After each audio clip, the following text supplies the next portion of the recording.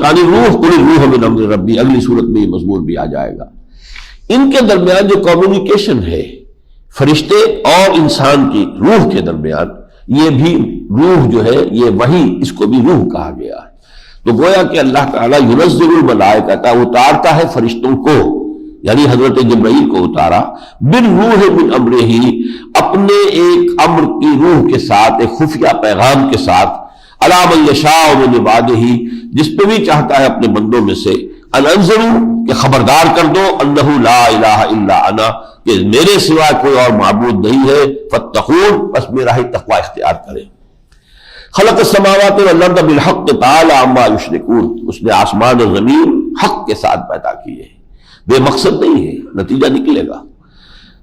تعالی عما یشرکون، وہ برتر اور بلند ہے اس سے کہ جو شرک یہ کر رہے ہیں۔ خلق الانسان من نطفۃ فاذا هو خصیم مبین، اس نے پیدا کیا